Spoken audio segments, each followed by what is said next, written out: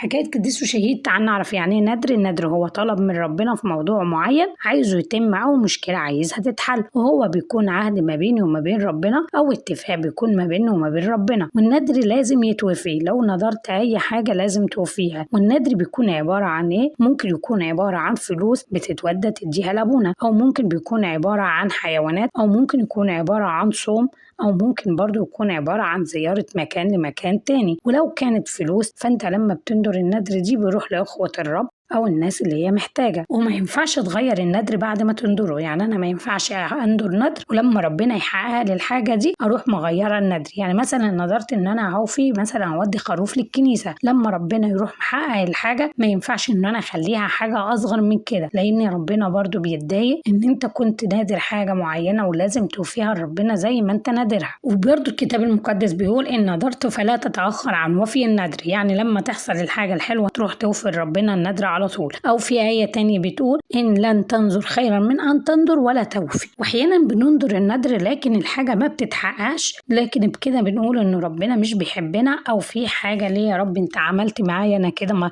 حققتليش اللي أنا عايزه. ربنا بيبقى عارف مصلحتنا فين، وعارف إنه الحاجة دي فيها أذية أو فيها مشكلة في حياتنا فبيمنحها عننا. وفي الوقت ده المفروض ما نحزنش وما نزعلش، المفروض نفرح إن ربنا منحها عننا، لأن ممكن تكون مش في مصلحتنا. فنقول لربنا إنك أنت يا رب عارف إيه اللي في مصلحتنا، وعشان كده أنت عملته، ولربنا المجد الدائم إلى الأبد آمين.